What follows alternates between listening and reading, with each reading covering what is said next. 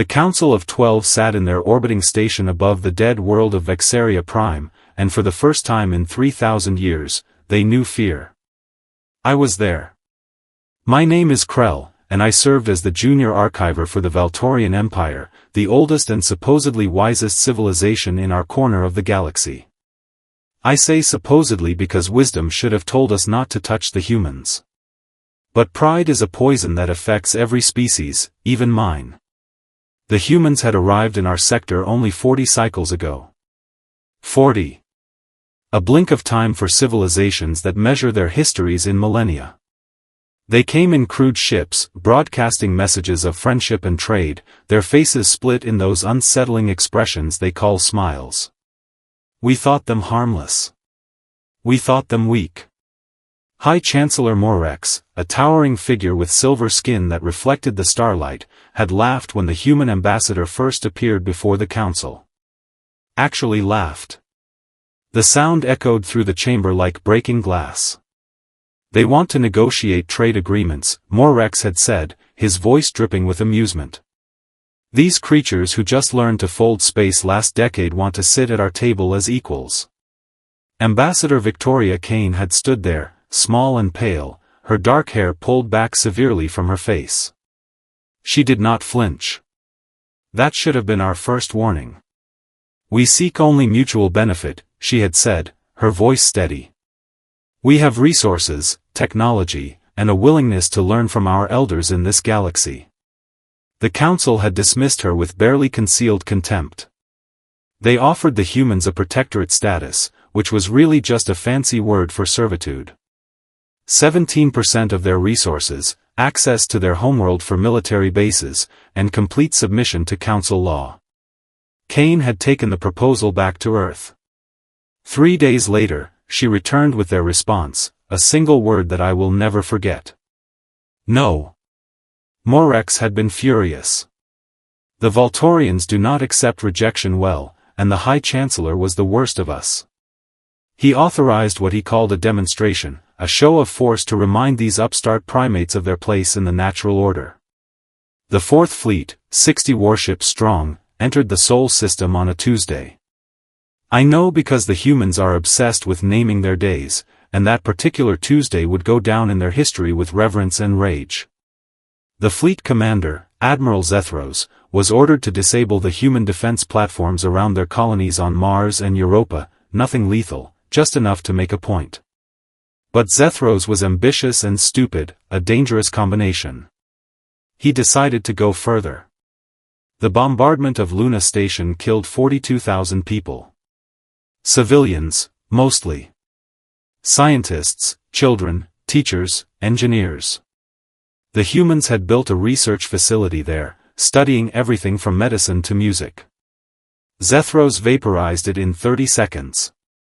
I watched the footage later, my mandibles clicking in distress as I saw the habitat domes rupture, saw the tiny figures tumbling into the void, saw the gardens they had grown so carefully scattered like dust among the stars. The council expected surrender. They expected the humans to beg for mercy, to accept any terms we offered just to make the killing stop. Instead, Ambassador Kane returned to the council station exactly 7 days after the attack. She wore black, all black, and her eyes held something that made my skin prickle with instinctive dread. The council offers you peace, Morex had announced grandly, as if he were bestowing a gift. Cease all resistance, accept protectorate status, and we will rebuild what was lost. We will even reduce the resource tithe to 12% as a gesture of goodwill. Kane looked at each council member in turn. When her gaze fell on me, I felt like I was staring into an abyss that stared back. We reject your peace, she said quietly. 42,000 souls cry out for justice, and humanity will answer that cry. You had your chance at friendship. You chose violence. Now you will learn what happens when you wake the sleeping predator.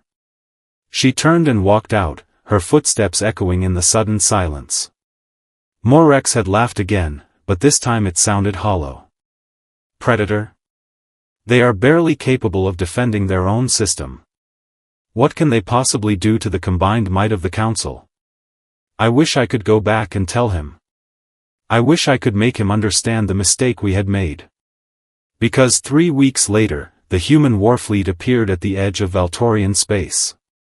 Not crude ships anymore, oh no. They had retrofitted every vessel they had, turned cargo haulers into missile platforms, transformed colony ships into carriers bristling with weapons we had never seen before. And leading them all was the Retribution, a dreadnought that the humans had built in secret, hidden in the asteroid belt beyond their outer planets. The message they broadcast was simple. You killed our families. You destroyed our home. Peace was offered, and you spat on it. Now we bring you war, and we will not stop until every species in this council understands the price of human blood. The first battle of Valtor Secundus lasted 18 hours. We lost 90 ships. The humans lost 12. They were coming, and nothing we had could stop them. The retreat from Valtor Secundus was chaos in its purest form. I watched from my archive station as the survivors limped back to council space, their ships torn and bleeding atmosphere, their crews broken and terrified. High Chancellor Morex called an emergency session.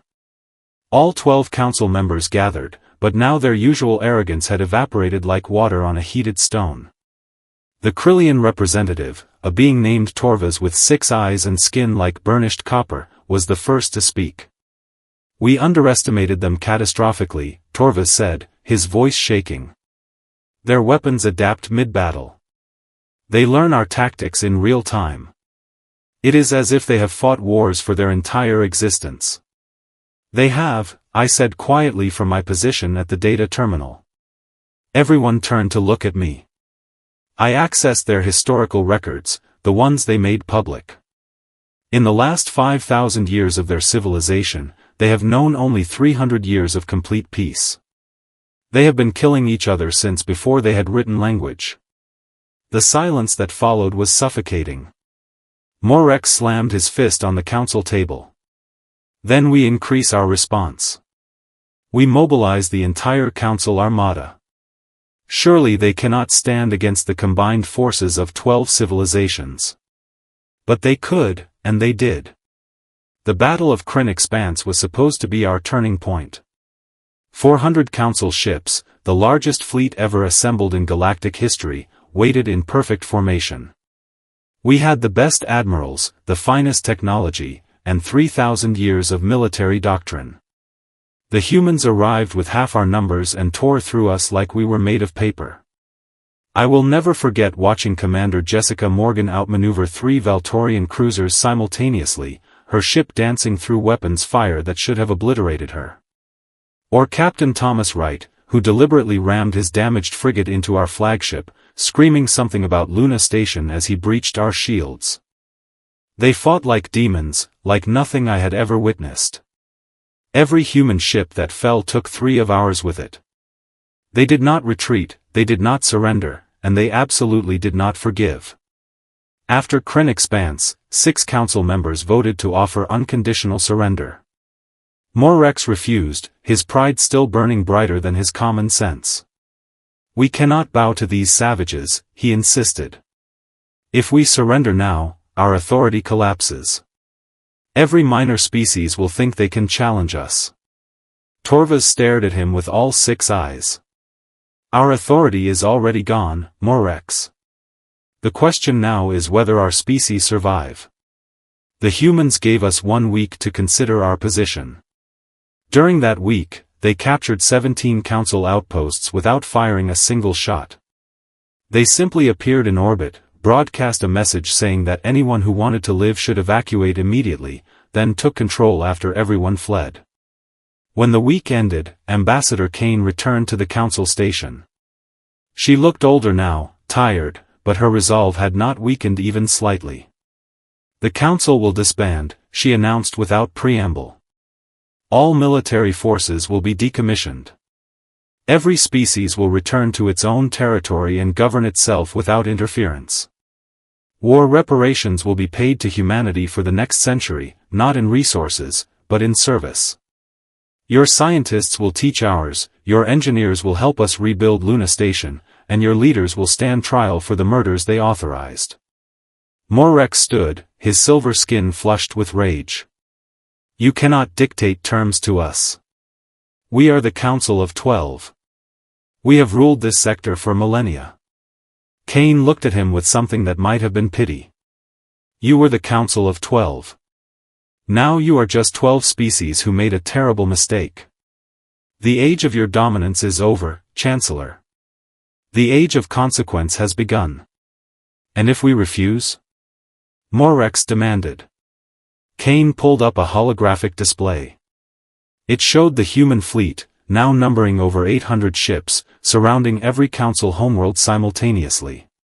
Then we finish what you started, and this sector will remember humanity not as friends who were betrayed, but as the species that brought extinction to those who murdered their children. The vote was unanimous. Even Morrex, faced with the annihilation of everything he knew, could not maintain his defiance. The council dissolved 3 days later. The humans kept their word about the trials, about the reparations, about everything. They were not cruel in victory, but they were absolutely thorough. Every council member who had voted for the Luna Station attack faced justice. Morrex received a life sentence on a human prison colony, where he would spend his remaining years among the survivors of the attack he had ordered. I was reassigned as a liaison officer to the new Human Diplomatic Corps. Ambassador Kane retired, replaced by a younger woman named Rebecca Stone who smiled more easily but whose eyes held the same steel. On my first day, Stone called me into her office. Krell, right? The archiver who tried to warn them? I said nothing, I admitted. I was too frightened. She nodded slowly. Fear is reasonable. What matters is what you do after the fear passes. You helped us understand council tactics during the war. That saved human lives. It betrayed my people, I said. Your people betrayed themselves when they killed innocents and called it a demonstration, Stone replied. You chose justice over loyalty, truth over tradition. That takes courage. I have served with the humans for 5 cycles now. I have learned their languages, studied their history, tried to understand what makes them so different from every other species I have known. I think I finally understand. They do not forgive attacks on their families, they do not forget injustice, and they do not accept that might makes right. When you offer them peace, they will embrace you as brothers. But when you choose violence, when you spill their blood and laugh at their pain, they will show you what it means to awaken a species that has survived ice ages and plagues and world wars. The galaxy learned that lesson the hard way. And I pray to whatever gods might listen that we never forget it. Because the humans are capable of great friendship and terrible vengeance, and the choice of which face they show you is entirely your own. We chose poorly. I hope no one ever makes our mistake again.